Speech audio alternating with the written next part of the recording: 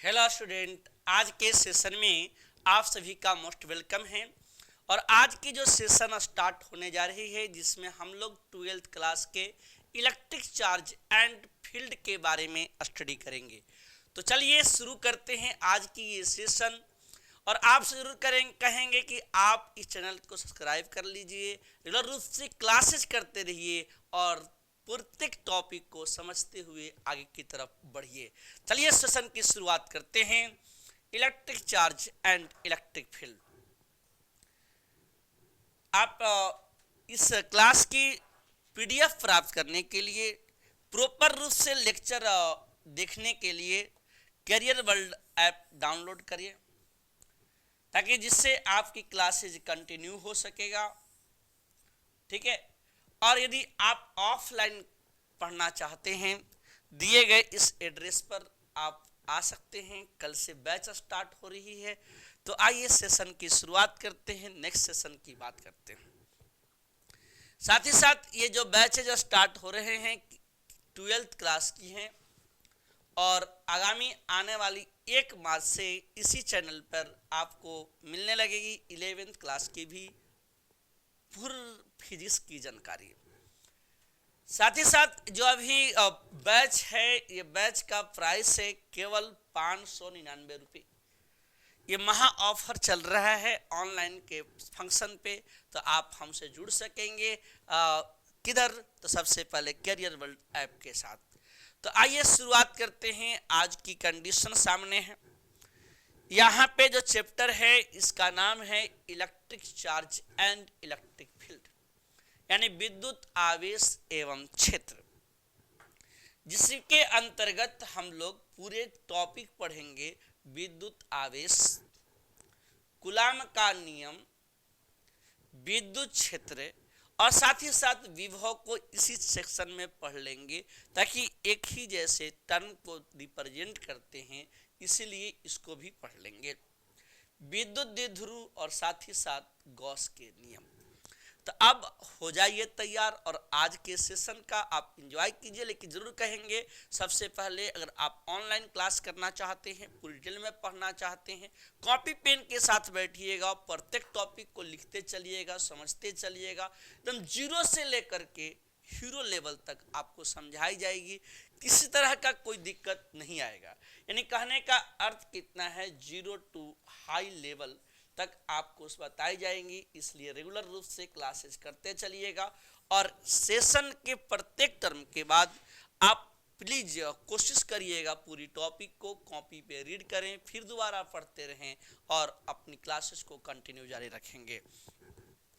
तो आज की जो टॉपिक है इसमें पहला टर्म है इलेक्ट्रोस्टैटिक्स। यानी इलेक्ट्रोस्टैटिक्स है क्या? देखिए, इलेक्ट्रोस्टैटिक्स के अंतर्गत हम लोग स्थिर आवेश के बारे में अध्ययन करेंगे।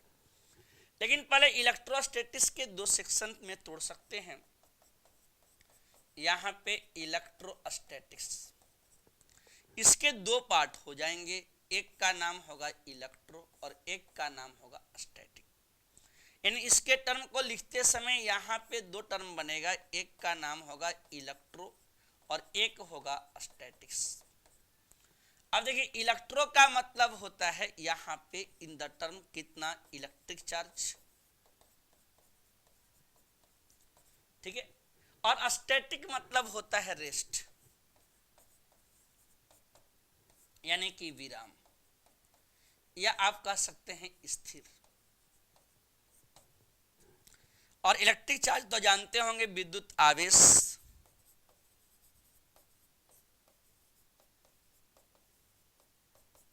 ठीक है।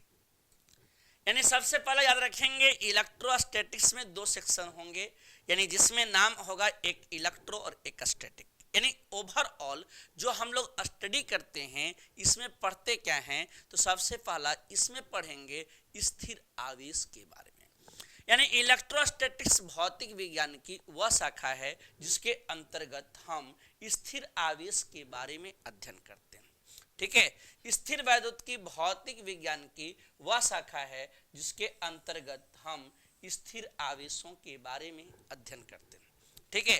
सीधा सीधा बोल रहे हैं कि which charge are in rest, यानी स्थिर वैद्युत की भौतिक विज्ञान की वह शाखा है जिसके अंतर्गत हम स्थिर आवेशों के बारे में अध्ययन करते हैं। अब मन में चले आया कि सबसे पहले ऐसा आवेश कौन सा हुआ कि जिसमें रेस्ट चार्ज के बारे में पढ़ते हैं। एक मिनट,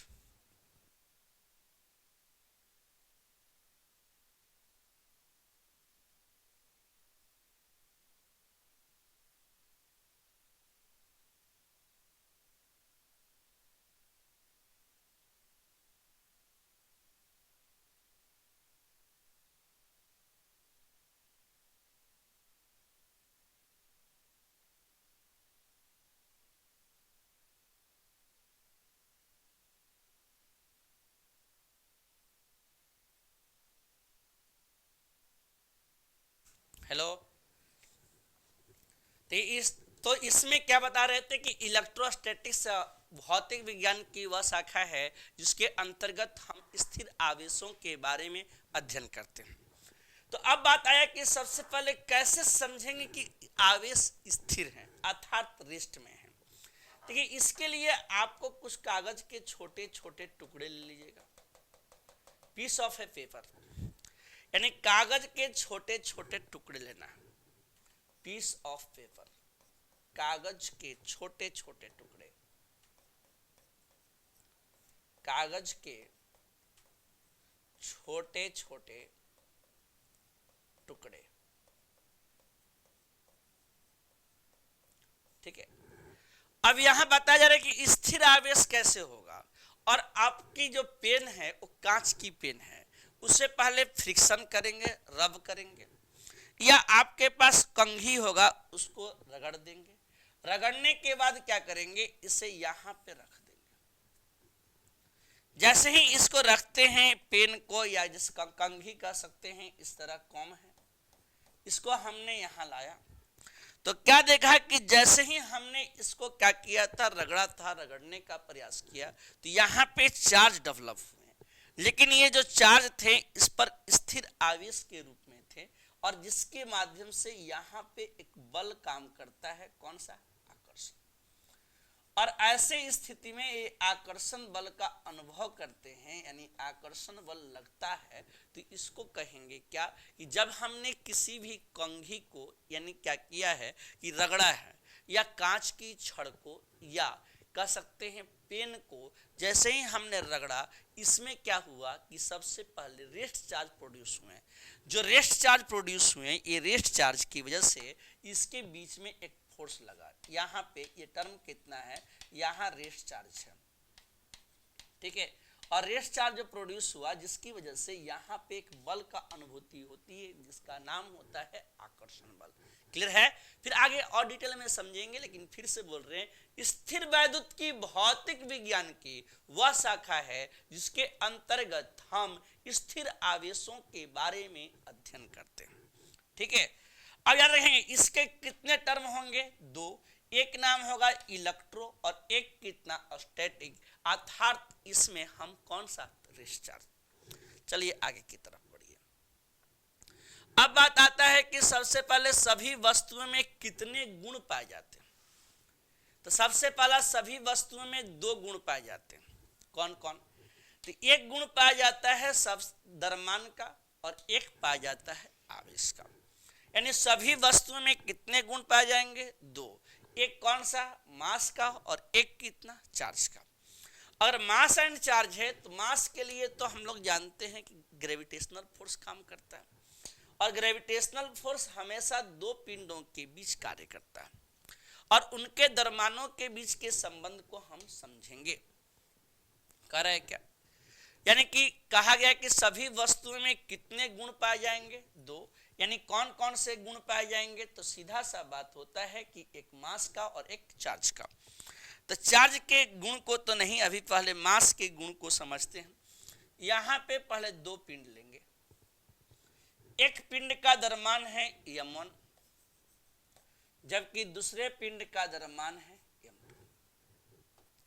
इनके बीच की जो दूरी है इसका मान है r। और दो पिंडे जब मास में हो, यानी कि सबसे पहले मास रहेगा तो इसके बीच में अट्रैक्शन फोर्स लगता है, आकर्षण बल। यानी सीधा सा बात हुआ कि इनके बीच में कौन सा फोर्स लग रहा है, आकर्षण बल लगता है। अब ऐसा कंडीशन हुआ तो बात चलेगी कि न्यूटन के अनुसार किन कथनों को सेट करता है। तो दो पिंडे हमेशा एक दूसरे को आकर्षित करती हैं, ठीक है। अब जो दोनों पिंडे एक दूसरे को आकर्षित करती है तो यहां लिखेंगे न्यूटन के अनुसार,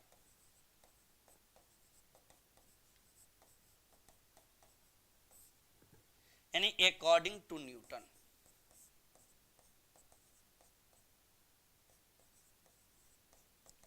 क्या कह रहे हैं न्यूटन, कह रहे हैं ऐसा है कि F समानुपाती है किसके, m1 और m2 के, समीकरण नंबर फर्स्ट।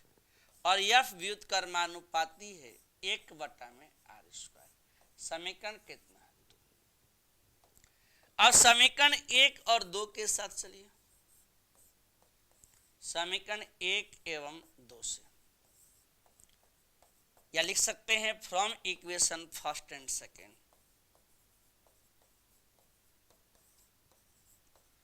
अब बात ये बताइए इसके बीच में अब कैसे लिखेंगे प्रोपोर्शनलिटी को, तो एक साथ मिला देंगे, F समानुपाती कितना m1 m2 बाई कितना लिखा जाएगा r²।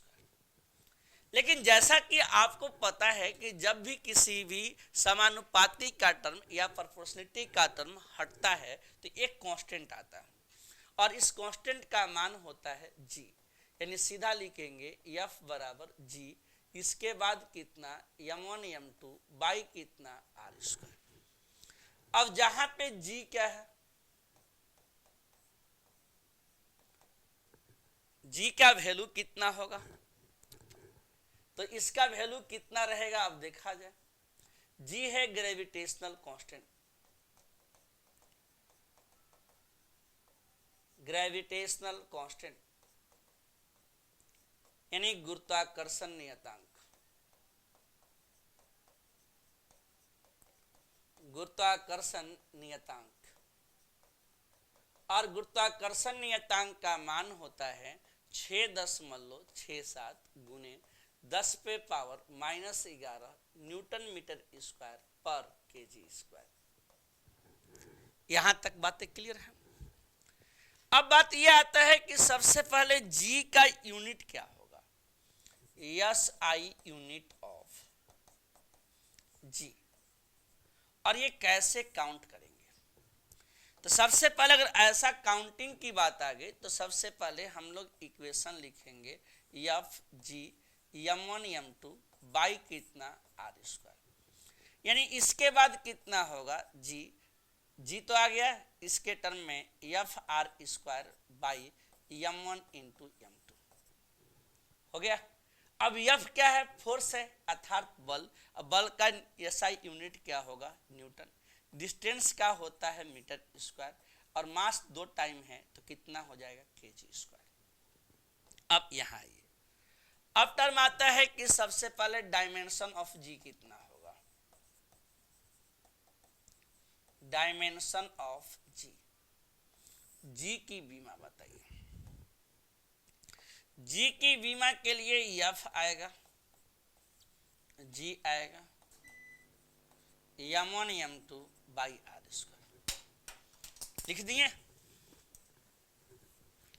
यहां तक तो कोई दिक्कत नहीं है। अब डायमेंशन लिखना है तो सबसे पहले जी आएगा FR² बाई कितना m1 इंटू m2। अब F का डायमेंशन कितना होगा, F का डायमेंशन तो पुट कीजिए, तो F का डायमेंशन यहां आएगा mLT पर पावर -2, यहां डिस्टेंस है तो L पे पावर 2, मास को 2 बार लिख देंगे और यहां से कट कर देंगे तो m पे पावर -1, L पे पावर 3, T पे पावर -2। पहले यहां तक चेक करिए, किसी को कोई दिक्कत हो तो बोलिए। रिवर्स में फिर एक बार बताने जा रहे हैं, ध्यान से सुनिएगा। हमने कहा कि सभी वस्तुओं में दो गुण पाए जाते हैं, एक मास के और एक कितना चार्ज के। हम बेसिक कंसेप्ट से उठाए हैं, इसलिए बता रहे हैं कि सबसे पहले यहाँ पे दो पिंड हैं, एक पिंड का नाम कितना m1, दूसरा कितना m2, और इनके बीच में जो बल लगता है इस बल का नाम होता है सीधा सा कितना F, यानी किस फॉर्मेट में, किस टर्म में, तो यहाँ पे अट्रैक्टिव फोर्स लगेगा। तो न्यूटन के अनुसार स्टेटमेंट के जो कंडीशन था इसके मुताबिक क्या था, स्टेटमेंट ये दिया था कि दो पिंडों के बीच में हमेशा आकर्षण बल लगता है। ये बल दोनों पिंडों के द्रव्यमानों के गुणनफल के समानुपाती तथा उनके बीच के दूरी के वर्गों के व्युत्क्रमानुपाती होता है। क्लियर है? अब सेकंड समझिए, और यही बात अगर इंग्लिश में समझिए तो क्या होगा, कह रहा है कि two bodies always attract to each other, that is attraction force acting between them, यानी the force is directly proportional to product of two masses and inversely proportional to a square distance between them. ये पिछले सत्र में भी पढ़े थे गुरुत्वाकर्षण का नियम, लेकिन एनसीईआरटी के क्वेश्चन नंबर 3 में ये क्वेश्चन दी गई है, इसलिए हमने आपको इंट्रोड्यूस करवाया। फिर से सुन लीजिएगा, दो पिंडों के बीच में, यानी दो पिंड हैं, एक पिंड का नाम कितना m1 और दूसरे का नाम कितना है m2, इसके बीच की दूरी r है, तो ऐसे स्थिति में f कितना होगा, डायरेक्टली प्रोपोर्शनल m1 m2, तो f इनवर्सली प्रोपोर्शनल कितना r स्क्वायर। ठीक है, चलिए आगे की तरफ बढ़ते हैं। अब बात आता है कि सबसे पहले चार्ज के टर्म कैसे होंगे। अब कौन सा टर्म, चार्ज, और उसमें से भी सम इंपॉर्टेंट पार्टिकल की बात कर रहे हैं, कुछ महत्वपूर्ण कणों की बात करेंगे, कुछ महत्वपूर्ण कण। अब यहां पे मूल कण की बात किया जाए, फंडामेंटल पार्टिकल, यानी जिसकी हम चर्चा करेंगे, किसकी बात कर रहे हैं, फंडामेंटल पार्टिकल, फंडामेंटल पार्टिकल यानी कि मूल कण, लिख दिए। अब मूल कण कौन कौन होंगे, तो पहला नाम आएगा इलेक्ट्रॉन,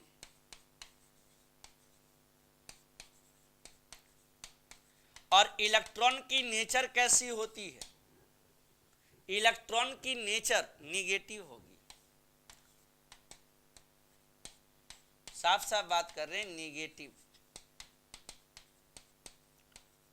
ऋण आवेशित प्रदर्शित करेगा। अब इसके बाद आता है सेकेंड टर्म में कौन सा, प्रोटॉन,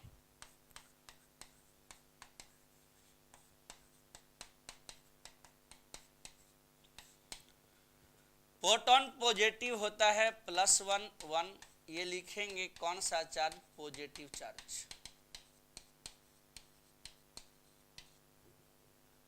और तीसरा टर्म जो है इसका नाम है न्यूट्रॉन,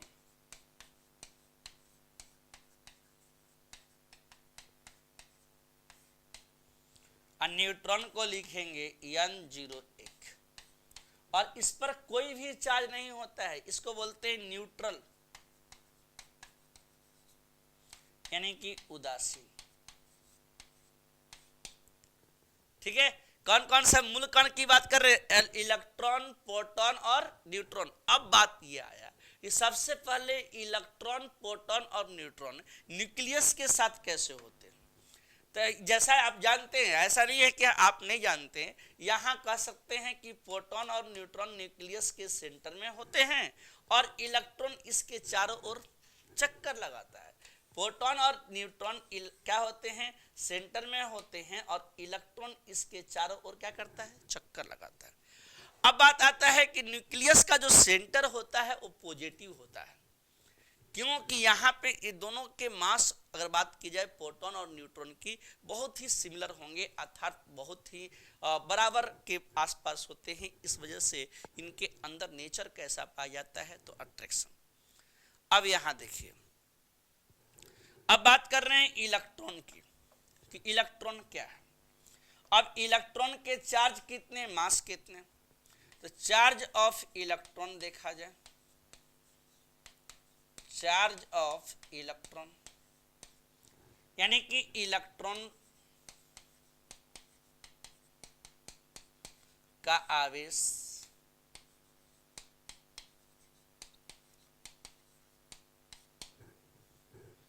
चार्ज ऑफ इलेक्ट्रॉन को लिख सकते हैं QE और इसका वैल्यू होता है Q कैपिटल भी लिख सकते हैं और स्मॉल भी लिख सकते हैं, -1.6 गुने 10 पे पावर -19 कूलम। ये तो निगेटिव हो गया। अब सेकेंड समझिए, यहां पे इसी बात की बात कर रहे हैं इलेक्ट्रॉन की, तो यहां और एक डिस्कशन होगी charge of proton, charge of proton, proton का आवेश।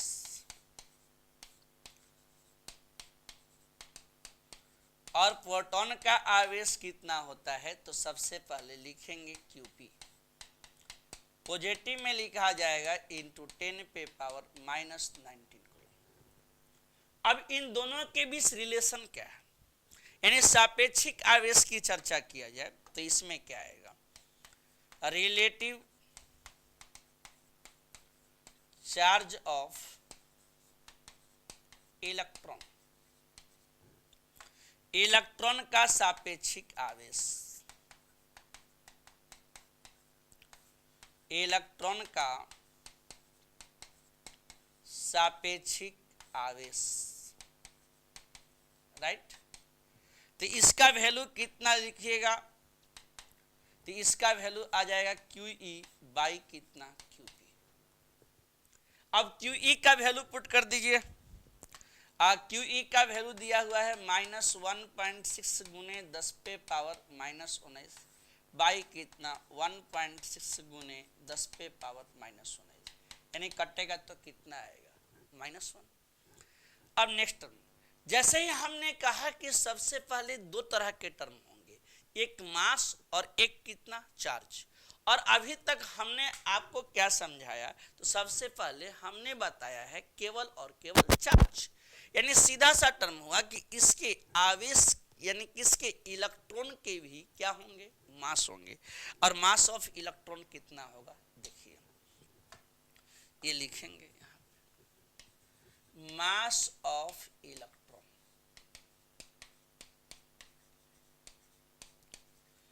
इलेक्ट्रॉन का द्रव्यमान, और इलेक्ट्रॉन के द्रव्यमान को शॉर्टकट में लिखा जाएगा ME, mass of electron. Value होता है 9.1 गुने 10 पे पावर -31 kg। क्लियर है, नेक्स्ट समझा जाए। अब यहां पे आया मास ऑफ प्रोटॉन, प्रोटॉन का द्रव्यमान, ठीक है। इसको शॉर्टकट में क्या लिखिएगा, मास ऑफ प्रोटॉन को MP। अब मास ऑफ प्रोटॉन है तो सबसे पहले इसका वैल्यू 1.67 इंटू 10 पे पावर -27 kg हो गया। अब इसमें भी निकालना पड़ेगा रिलेटिव, यानी रिलेटिव मास ऑफ इलेक्ट्रॉन क्या होगा, यानी इलेक्ट्रॉन का सापेक्षिक, इलेक्ट्रॉन का सापेक्षिक द्रव्यमान, इसका वैल्यू लिखेंगे कितना, ME बाई MP, रख दिए। अब यहां पे रख देंगे कितना आएगा, 9.1 इंटू 10 पे पावर 31 बटा में 1.67 इंटू 10 पे पावर -27। अब इस तरीकों को तोड़ा जाएगा,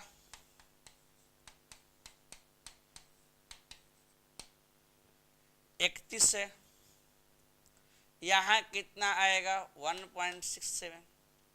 तो इसमें से 10 को हटा लीजिए एकदम आत्मीनान से, हो गया। अब यहाँ पे कितना हुआ, तो सबसे पहले इसको भी हटा लीजिए 100। अब कहिए कि सर 27 क्या करिएगा, ऊपर ले जाएंगे सर, प्लस 27 कर देंगे। अब जोड़िए कितना आया 91 इंटू 10 पे पावर -4 इंटू कितना 1000, यानी सीधा काट दीजिए इसको, काम खत्म हो जाएगा 10 बाई 167, हो गया। अब उसको ऊपर से नीचे लाएंगे तो कितना होगा, तो सीधा 91 बाई 167,000 आ जाएगा यहाँ पे। यहाँ तो 4 बचा है -4 में, यहाँ से कितना हमने कट कर दिया, 1 0 से 1 0, 10 बच गया। तो इसमें से 3 बचेगा, नीचे चला आया, कंफर्म है। अब जब इतना आया, इसका मतलब कितना, इसका वैल्यू जस्ट किसके इक्वल आ जाएगा, 0 के। जैसे ही 0 के इक्वल आया तो यहाँ पे डिनोट करेंगे, डिनोटेड बाई। अब इसको लिखेंगे क्या, तो यहां लिखेंगे रिलेटिव चार्ज और ऊपर में लिखेंगे रिलेटिव मास। इलेक्ट्रॉन में चार्ज कितना था माइनस, और इधर कितना था, तो सबसे पहले मास कितना हो गया 0। हाँ, कैलकुलेशन चेक कर लीजिएगा, ऐसा भी नहीं है कि एकदम एग्जैक्टली आप मिला के चलिएगा तब। जस्ट क्लियर अबाउट कितना कह सकते हैं, बहुत सारा टर्म हो गया कि इतना वैल्यू, तो इसका वैल्यू जस्ट किसके इक्वल आएगा, तो जस्ट 0 के बराबर।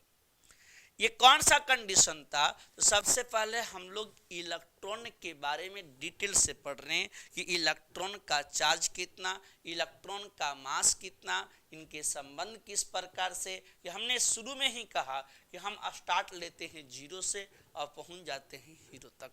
चाहे आप फर्स्ट ईयर पढ़े हों या नहीं पढ़े हों, उसका कोई इफेक्ट नहीं पड़ेगा, लेकिन प्रत्येक टॉपिक को आपको सुनना पड़ेगा, ठीक है। अब आगे बढ़िए।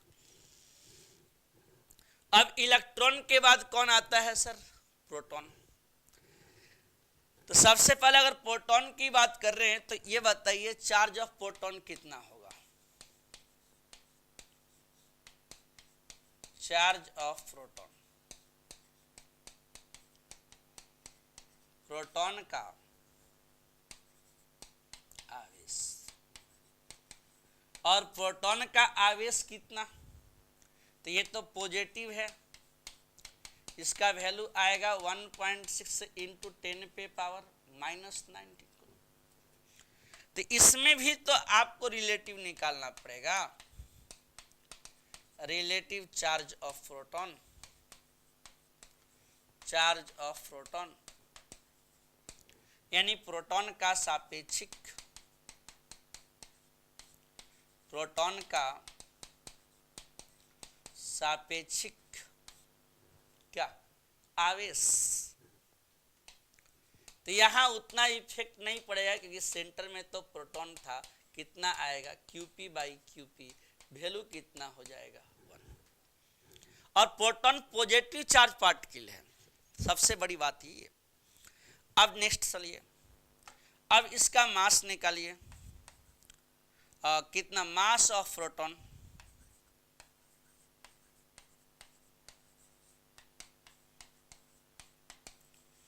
प्रोटॉन का द्रव्यमान, प्रोटॉन का द्रव्यमान कितना होगा, तो इसको लिखेंगे mp। अब प्रोटॉन का द्रव्यमान का वैल्यू कितना होता है 1.67 इंटू 10 पे पावर -27 kg। यहां तक क्लियर है, तो आगे बढ़िए। अगर यहां तक क्लियर है तो सीधा बात हुआ, यहां रिलेटिव निकालेंगे, रिलेटिव मास ऑफ प्रोटॉन,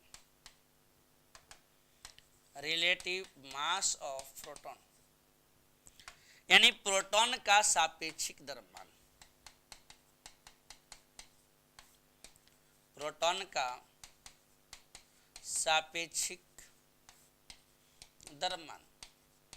जब प्रोटॉन के सापेक्षिक द्रव्यमान का वैल्यू रखिएगा तो कितना आएगा, तो इसका वैल्यू आ जाएगा कितना, mp/mp, ये भी कटेगा तो यौन आएगा। अर्थात डिनोट कितना करेंगे, डिनोटेड बाई, तो सबसे पहले प्रोटॉन लिखेंगे, नीचे में मास, ऊपर में चार्ज, नीचे में चार्ज ऊपर में मास, हो गया। यानी प्रोटॉन को रिप्रेजेंट करते समय यहां पे लिखेंगे +1, इधर में कितना 1। और सबसे बड़ी बात बोल रहे हैं, प्रोटॉन एक पॉजिटिव चार्ज पार्टिकल है। देख लीजिए, तब तक हम साउंड चेक कर लेते हैं। ठीक है, अभी आप लोग को रिकॉर्ड करके ही मिलता रहेगा, जब तक से कुछ अच्छे सब्सक्राइबर ना आ जाएं। और जितना हो सकेगा आप लोग शेयर करिए ताकि सभी बच्चे जुड़ सकें। नेक्स्ट देखिए, न्यूट्रॉन। अब न्यूट्रॉन के बारे में आपको बताए थे कि ये एक उदासीन कण है, तो यहां पे लिखेंगे कितना, N01, यानी चार्ज ऑफ न्यूट्रॉन कितना होगा,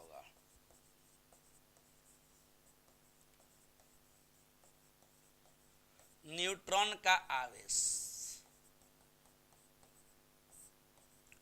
न्यूट्रॉन का आवेश, ठीक है। यानी न्यूट्रॉन पर आवेश कहिए या न्यूट्रॉन का आवेश कीजिए, वैल्यू कितना आएगा, 0। कितना टर्म आ गया, 0।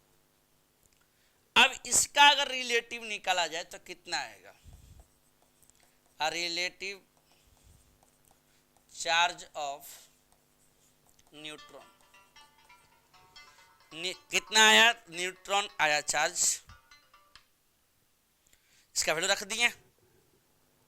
अब यहां पे क्या कह रहा है, कह रहा है कितना, तो सबसे पहले आपको निकालना होगा न्यूट्रॉन का सापेक्षिक आवेश, इसका वैल्यू लिखेंगे कितना, Qn/Qp, और इसका टर्म हो जाएगा 0। ठीक है, अब आगे बढ़िए। अभी तो ये शुरुआत है, अभी धीरे धीरे बहुत कुछ सीखना है। इसमें आता है mass of neutron. Mass of neutron कितना हुआ, यानी न्यूट्रॉन का द्रव्यमान। देखिए, न्यूट्रॉन का द्रव्यमान समतुल्य होता है किसके, मास ऑफ प्रोटॉन के। नियर अबाउट कितना इसका वैल्यू रहेगा, 1.67 into 10⁻⁻27 kg। Just like mass of proton का वैल्यू मास ऑफ न्यूट्रॉन के बराबर। मास ऑफ प्रोटॉन का वैल्यू कितना, मास ऑफ न्यूट्रॉन के समतुल्य होता है, नियर अबाउट हल्का सा चेंजिंग रहेगा। तो अब यहां पे क्या निकालना होगा, न्यूट्रॉन का सापेक्षिक आवेश की सापेक्षिक द्रव्यमान, तो द्रव्यमान, न्यूट्रॉन का सापेक्षिक द्रव्यमान, यानी सीधा बात लिखेंगे मास ऑफ न्यूट्रॉन, यानी रिलेटिव मास ऑफ न्यूट्रॉन। तो इसका टर्म कितना आ गया, रिलेटिव की बात किया जाए तो यहां लिखेंगे mn, लिख लीजिए पहले, mn/mp। लेकिन mn का वैल्यू किसके इक्वल है, तो सबसे पहला बात mp के, और mp/mp कितना होगा, 1। जब इतना आ जाएगा तो इसको डिनोट करेंगे, व्यक्त करते हैं, डिनोटेड बाई, न्यूट्रॉन लिखेंगे 0 और कितना, 1। न्यूट्रॉन का वैल्यू लिख देंगे 0 और कितना, 1। कि पैरों में या नीचे की तरफ बेस में क्या लिखा जाएगा, तो सबसे पहले चार्ज, और ऊपर में क्या लिखा जाएगा, मास। तो ये आपका परिचय था इलेक्ट्रॉन, प्रोटॉन और न्यूट्रॉन का। इस पे कुछ क्वेश्चन देख लेंगे। प्रत्येक सीरीज को देखते रहिएगा, मजबूती से पढ़ाई करते रहिएगा, फिर आपकी सारी टॉपिक क्लियरिटी के साथ आगे की तरफ बढ़ती जाएगी। क्वेश्चन दिया गया है निम्नलिखित में कौन मौलिक कण नहीं है। तो यहाँ पे जो मौलिक कण नहीं है इसका नाम कितना है, अल्फा। यानी अल्फा कण जो है, यहाँ अल्फा टिक किए, अल्फा के साथ एक और मान लीजिए बीटा। अब अल्फा को लिखते कैसे हैं, पॉजिटिव चार्ज है, जबकि बीटा कैसा है जी, निगेटिव चार्ज है। ये फंडामेंटल कण नहीं है। और एक और नाम जब आ ही गया तो इसका नाम गामा भी बोला जाता है, लेकिन इसको हम लिखेंगे फोटोन। अब फोटोन कैसा होता है, चार्जलेस। चार्जलेस अर्थात इनके पास आवेश नहीं है, आप इसको बोलेंगे सीधा सीधा हिंदी में आवेश रहित। ठीक है। अब इसका नाम कितना आया, फोटोन है, प्रोटॉन नहीं, फोटोन। इस बार बोर्ड के एग्जाम में आए थे कि फोटोन क्या होता है, चार्जलेस कौन होता है, तो फोटोन, प्रोटॉन नहीं, फोटोन। ठीक है। तो अब इसमें करेक्ट आंसर मेरा कौन सा है, आपका कौन सा है, तो सी। नेक्स्ट टर्म अब कह रहे निम्नलिखित में कौन आवेश के लिए आप टर्म है अर्थात सत्य है, आवेश के लिए सही है। किसके आवेश, इलेक्ट्रॉन। और अभी चर्चा भी तो कर रहे थे कि इलेक्ट्रॉन पे कितने चार्ज होंगे, तो सीधा सा बात आएगा 1.6 गुने 10 पे पावर -19 कूलम। तो फिर मिलते रहेंगे प्रत्येक सीरीज के साथ। आपसे जरूर उम्मीद करेंगे कि आप रेगुलर रूप से क्लासेज करते चलिए और जितना हो सकेगा शेयर करिएगा। फिर मिलेंगे, जय हिंद।